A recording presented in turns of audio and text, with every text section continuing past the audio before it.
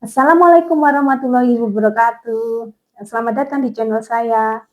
Channel saya ini mengulas tentang budaya, misteri, atau mitos, atau fakta, segala hal yang tentang ada di Pulau Jawa atau di Indonesia pada umumnya. Untuk kali ini saya akan membahas tentang pantai selatan. Mungkin teman-teman juga sudah tahu pantai selatan, tentang keindahannya, objek wisatanya, misteri yang ada di sana, atau larangan-larangan yang ada di sana. Untuk hal ini saya ditemani suami saya, kebetulan beliau adalah pelaku spiritual yang akan menceritakan seluk-beluk atau segala sesuatu tentang pantai selatan. Maka saya persilahkan untuk memperkenalkan diri. Selamat malam ya, ini jam 9:30 berarti kita ya. Selamat malam pemirsa, ini channel kami membahas tentang sesuatu yang berhubungan dengan spiritual kegaiban. Kalau tadi bertanya tentang apa tadi? Apakah pantai selatan itu yang kita ketahui masyarakat pada umumnya, kalau ya pada umumnya mereka banyak yang bertanya, ini ada, apakah itu mitos atau memang misteri ada di sana? Menurut gimana? Jadi gini, kalau dari sudut pandang budaya, untuk menarik wisatawan, akhirnya dimunculkan suatu cerita-cerita yang berhubungan dengan mitos-mitos. Tapi pada dasarnya dunia lain itu selalu berdampingan dengan dunia nyata. Kalau kita berbicara tentang pantai selatan, pada dasarnya dia sudah mempunyai energi yang dimana energi tersebut memang diciptakan untuk menjaga sisi selatan. Jadi kalau kita membahas itu panjang ya, karena ini channel baru yang membahas tentang pantai selatan. Pantai selatan kan biasanya berhubungan dengan penguasa. Ya, banyak mengetahui kita ke pantai. Ya, kita istilahnya Ratu Selatan, biasanya disebut seperti itu. Ini sepengalaman ayah yang ayah pelaku spiritual dari muda. Ya vakum karena memang dalam tanda kutip dipakai sendiri, karena untuk hal-hal seperti menolong atau seperti apa nanti yang berhubungan dengan akhirnya biasanya larinya ke hal-hal yang ke materi. Dan itu yang ayah hindari. Jadi kalau kita berbicara kembali lagi ya ke pantai selatan, tentang kerajaan Kidul, di sana memang selayaknya struktur kerajaan itu ada pemerintahan, struktur pemerintahan yang dimana di situ dipimpin oleh ratu. Ratu tersebut mempunyai kekuasaan yang kekuasaannya bukan karena dia mengalahkan kalau dalam suatu sistem kerajaan dia mengalahkan suatu wilayah terus dia mengambil wilayah tersebut, bukan seperti itu. Tapi memang dari Sang Maha Kuasa itu sudah diberikan tugas dan tanggung jawab untuk menjaga alam di wilayah pesisir selatan. Iya. Tapi kebanyakan yang pada datang ke sana pada ritual, istilahnya seperti itu. Pengen ini itu bagaimana? Ya, manusiawi. Ya.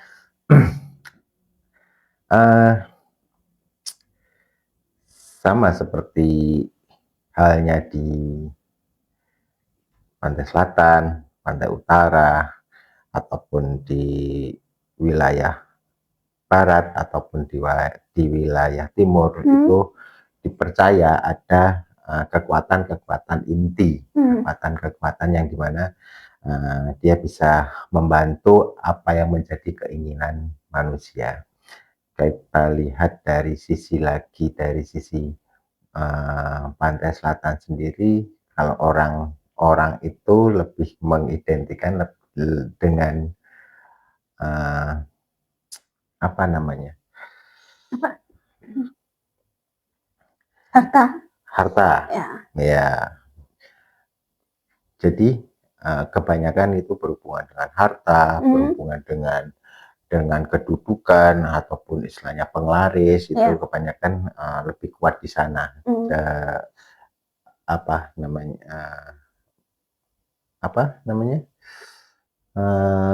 daya energi ya Pak ya bilang. Karena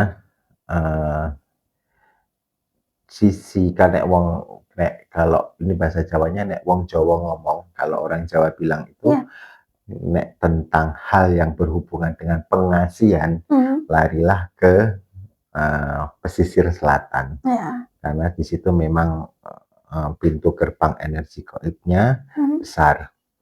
Dan pantai selatan sendiri memang kalau yang ayah pahami dari sudut pandang spiritual ayah sendiri, karena di situ ratu yang menjaga ratu, jadi energi penglaris, energi untuk yang berhubungan dengan duniawi itu kuat. Selama ayah menjadi pelaku spiritual, adakah istilahnya orang untuk meminta tolong misalnya nih, aku pengen laris ataupun pengasihan juga bisa kan untuk bisnisnya biar supaya lebih maju atau bagaimana? Adakah yang datang atau meminta tolong ataupun orang lain yang selama ini ayah ketahui seperti apa? Dulu yang datang pasien seperti yang Hani tahu, yang datang itu kan rata-rata para pengusaha. Datang ya dalam tanda kutip tanpa diketahui orang. Mereka juga yang berhubungan dengan agar naik pangkat, agar kehidupannya mapan, agar dari status A menjadi status B, itu yang terjadi. Pastinya di situ ada ritual-ritual yang berhubungan dengan sesuatu yang berhubungan dengan apa yang diminta sama energi gaib tersebut. Energi gaib tersebut ya sama ya. Kita nyuruh orang, kita nyuruh anak kita belikan rokok, atau tolong cucikan motor, tolong cucikan ini, pasti memberikan imbalan. Jadi halnya sama. Secara konteks teorinya sama, tapi imbalan yang dipinta itu ini bukan tentang raga atau istilahnya imbalan yang lain, ini tentang imbalan jiwa, imbalan keyakinan. Seperti apa itu? Imbalan keyakinan atau jiwa? Contoh gini, kita percaya Tuhan, Allah, ataupun penganut kepercayaan agama lain itu mempercayai Tuhan, kepercayaan Tuhannya masing-masing. Itu penuh dengan keyakinan. Ketika kita datang ke suatu tempat, kita datang ke penguasa selatan, dia meminta apa yang menjadi keyakinan. Keyakinan, ketika keyakinan kita sudah digadekan, disitulah ada transaksi yang namanya transaksi apa yang diminta, dia pun harus memberi. Tuh. Jadi bahasanya jiwa keyakinan. Orang sering bilang, yang umum ya ini, tumbal atau apa, Ya, ya, ya. itu tidak seperti itu, tapi sepengetahuan saya sebagai pelaku spiritual, eee, memintanya itu yang lebih ke arahnya, keyakinan. Contoh gini, eee, Bunda, istri ayah, yakin aku adalah suamimu, tapi tapi ketika ada sesuatu hal yang membuat itu goyah dan pindah, itu akan merusak semuanya. Yaitu tugasnya. Tugas yang diberikan oleh Sang Pencipta untuk menjaga alam semesta di wilayah selatan, kelestariannya, energinya, seperti itu. Orang datang ini kan sebenarnya kebutuhan manusianya yang datang. Dari sisi goib ini yang diberi piranti tentang oleh Tuhan Yang Maha Kuasa, itu diberi untuk menjaga alam bagian pesisir. Itu akhirnya istilahnya disumbangkan. Contohnya hilang satu dapat dua untuk penggantinya, kayak gitu. Terus untuk melakukan ritual, semisal ada yang meminta, ritual apa yang harus mereka lakukan? Macam-macam. Contohnya seperti apa? Ritualnya tuh macam-macam. Dulu pernah ada pasien yang minta, Mas Didi, aku minta ini kerjaanku, proyekku ini berhasil, seperti apa. Karena itu tatarannya standar, paling dikerjain tidak perlu kita datang ke teritorinya. Butuh suatu tempat kosong, menghubungkan istilahnya hatinya dia dengan penguasa pantai selatannya, itu sudah terkoneksi. Tapi kalau udah dalam arti sesuatu yang kadang kita berpikir, wah, permintaannya tidak masuk akal. Ya, bahasa Jawanya kita ndereke. Kita ndereke kalau di sini itu ke pantai, bisa ke pantai Parangkusumo, Parangkusumo dulu, sekarang udah rame. Jadi ayah jarang ke sana. Di situ ndereke itu jiwa, raga, keyakinan dan aura fisiknya tergadai. Wajar kalau kadang pulang beberapa bulan kemudian apa yang menjadi keinginannya tercapai. Gitu ya. Terus ada larangan juga kalau ke pantai selatan nggak boleh pakai baju warna hijau. Itu apa? Itu mitos atau cerita yang turun temurun dipercayai atau seperti apa? Gini, itu mungkin bisa di browsing di mana-mana, jawabannya sama ya. Tapi dalam pandangan metafisik, dalam pandangan spiritual yang ayah pahami,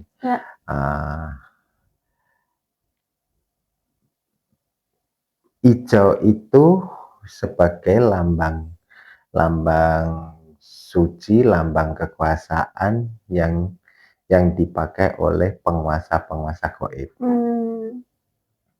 Jadi kalau kita ini itu pakaian tentara, kita bukan tentara, tapi kita memakai tentara, kesannya kan nanti akan dipertanyakan. Nah, berkembang itu menjadi cerita-cerita yang tidak boleh pakai pakaian hijau, tidak boleh, sebenarnya nggak masalah, tapi ketika kita mempunyai niat, keinginan untuk sesuatu hal yang terkoneksi, kalau kita memakai pakaian berwarna hijau, pasti akan cobaannya ada aja. Tapi memang benar-benar terjadi atau seperti apa? Terjadi enggak itu tergantung apa yang menjadi keyakinan. Sebenarnya berkali-kali ayah datang ke Parangkusumo itu sering pakai pakaian hitam, pakaian hijau juga, sering istilahnya kungkum atau ngeresiki awak sampai cukur ke pantainya, itu nggak masalah. Ya itu tadi, ketika kita mempunyai keinginan, kadang itu dibuat-buat. Kadang sesuatu itu ketika kita percaya itu, maka itu bisa terjadi. Tapi ketika kita tidak begitu percaya atau memang kita percaya tapi kita mempunyai tata tertib sopannya, insya Allah nggak ada masalah. Ya kadang-kadang kan, wah ada yang ketarik. Ya sekarang gini aja lah. Nah ombaknya. Tempat-tempat yang berhubungan dengan spiritual pasti akan ada sesuatu warna yang harus dikultuskan. Kita ke Mekah, mana yang dikultuskan pasti ada. Sekarang kita ke Borobudur, kita ke Bali, kita ke Pura, kita ada. Iya, memang ada ya. Ada yang itu sebagai sesuatu yang harus diidentifikasi menjadi kultus kan. Tapi masyarakat Jawa pada umumnya pasti kalau kayak bulan 1 Suro mereka pada ke pantai selatan itu untuk menghormati atau seperti apa? Itu tradisi Jawa. Tradisi Jawa. Bulan, ibarat kemarin ya itu Suro. Jadi zaman dahulu pun kita tarik di zaman anggap aja prasejarah atau apa itu belum tercipta yang namanya bulan yang spesial. Tapi ketika mulai ada peradaban, peradaban itu akhirnya mencari jati diri, mencari alam, istilahnya alam itu membawa berkah itu, akhirnya kadang menjadi suatu hal yang awalnya energinya itu tidak ada, hukum energi aja, tidak bisa dimusnahkan tapi bisa diciptakan. Ketika kita mengkultuskan suatu energi, energi itu menjadi besar, dari satu menjadi dua menjadi 3, menjadi puluhan, menjadi ratusan. Akhirnya bulan itu menjadi energi gabungan antara keyakinan, antara energi gaib, dan antara manusia. Itu menjadi suatu energi yang kadang kalau dilanggar, karena ini sudah menjadi energi, berarti energi tersebut mempunyai suatu kekuatan, kan kayak gitu. Tapi itu masih dipercaya sampai sekarang? Itu sah aja ya, dan itu ayah pun juga percaya dalam hal itu karena energinya besar. Ketika suatu energi dorongan itu besar, kita buat energinya menjadi suatu keinginan yang memang ditunjukkan kepada Tuhan Yang Maha Esa. Dengan kumpulan energi tersebut, kadang keinginannya jauh lebih cepat terkabul.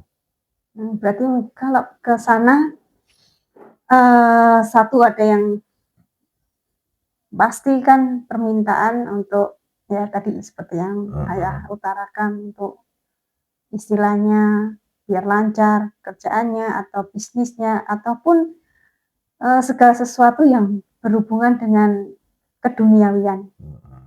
Nah, dari sini bisa kita tarik garis besarnya bahwasannya memang itu bukan suatu mitos tapi kepercayaan, dan banyak yang percaya, ada yang berhasil ataupun tidak, mungkin ya tergantung dari 10 pelaku spiritual ataupun dari 10 yang percaya di sana hajatnya terkabul, pasti bisa dalam 1 tahun 8 terkabul, 2 enggak, 2 terkabul, 8 enggak.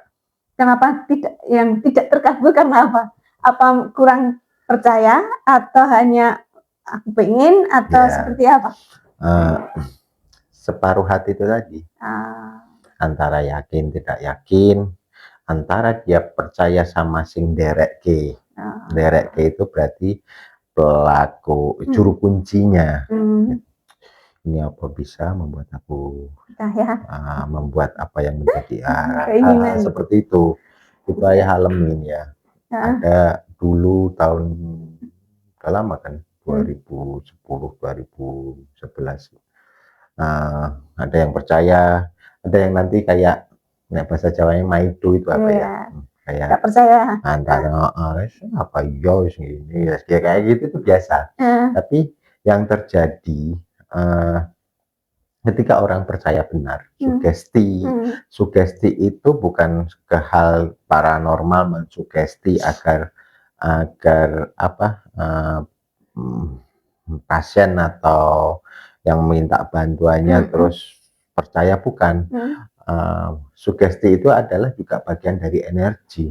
Gitu. Kita percaya Tuhan, kita percaya apa namanya anak kita tidak macam-macam di luar sana, itu kita mensugesti. Akhirnya anak pun juga akan seperti itu. Tapi kalau kita ragu-ragu, di luar pasti terjadi ragu-ragu. Sedangkan ketika sesuatu yang tidak percaya, tapi dia hanya ingin tahu, terus beberapa nggak terkabul dan mungkin komplain ya, aku begini, karena separuh hati.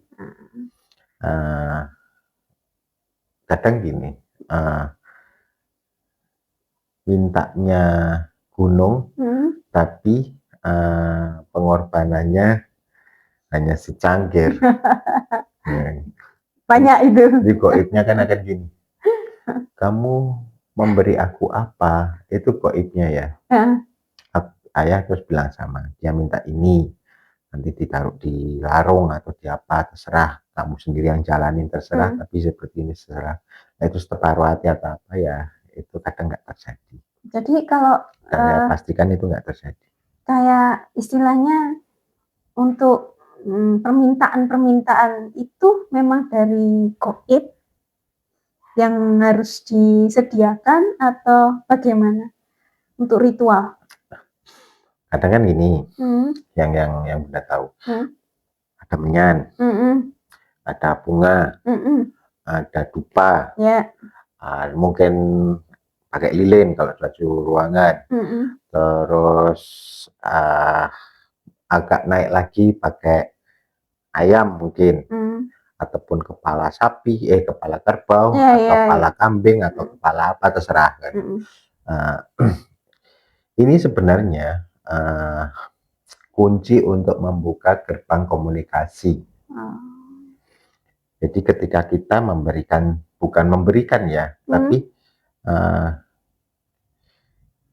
ada motor ataupun mobil, kita mau menjalankannya. Bagaimana cara membukanya? Butuh yang namanya kunci. Kunci tersebut berupa yang namanya itu tadi yang seperti ini. Nah, kunci itu memang dari kita atau itu memang permintaan? Permintaan. Kalau permintaanku itu sebenarnya simpel. Dia hanya minta yang namanya standarisasi aja. Istilahnya kalau bahasa sekarang itu MPG aja lah kan gitu. Terus gitu kan ada. Karena goib itu mintanya tadi dia bilang energi jiwa, keyakinan jiwa. Kita menggadaikan dong. Iya, keyakinan jiwa. Kita yakin, sama kan, kita percaya Allah Tuhan yang maha semuanya. Pasrahkan diri kita 100% udah kita pasrahkan, kita mau harusnya begitu. Kayak gitu. Toh akhirnya kita dibuat kanan kita pasrah, kita dibuat kiri kita pasrah. Ini sama, metode goibnya sama. Bedanya Allah itu maha goib, Allah menciptakan goib. Goibnya pun juga ada struktur tingkatan-tingkatannya. Terus jadi sebenarnya itu kita memberikan persembahan itu berarti dari kita, kayak kepala kerbau atau ya, itu ayam. hanya kunci. Kunci itu bisa remote zaman sekarang, kunci remote, kunci tabs, Ya. kunci yang manual, itu hanya kunci. Ketika kunci ada, oh kamu percaya aku sebagai penyelamatmu, kan kayak gitu. Ya. Istilahnya kayak serantang MBG aja udah kuncinya kebuka. Ya. Karena sebenarnya kunci utama yang dibutuhkan energi goib tersebut kepercayaan jiwa. Ya, ya, ya. Gitu. Jadi gitu pemirsa, untuk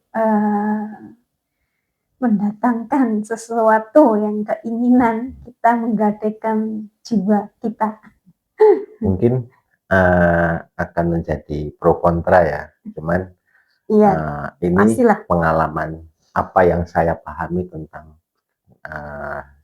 spiritual goib, karena saya pelaku goib, pelaku spiritual yang orang tidak tahu seperti itu, karena saya sudah lama tidak istilahnya apa, publik. Ya, sekarang lebih. Tapi ilmu-ilmu ini akan pengetahuan saya akan saya share di konten-konten ini. Agar bisa juga tahu seberapa jauh sebenarnya tentang Pantai Selatan, sebenarnya seperti apa, dengan ada mitos atau cerita-cerita. Ini loh kebenaran dari Mas Dedi, pelaku spiritual yang mengetahui seluk-beluk tentang Pantai Selatan. Udah cukup, lain kali kita akan membahas tentang hal-hal, kita bahas lagi, tentang hal-hal spiritual yang lainnya. Yang siapa itu Ratu Selatan? Ya. Apa saya masih penasaran bentuk kerajaannya, ya. Apa pengaruhnya di dunia goib. Untuk ke part 2, jangan lupa untuk tetap mengikuti channel kita. Saya rasa segitu dulu ya. Kita sambung di part 2. Terima kasih telah menonton channel saya.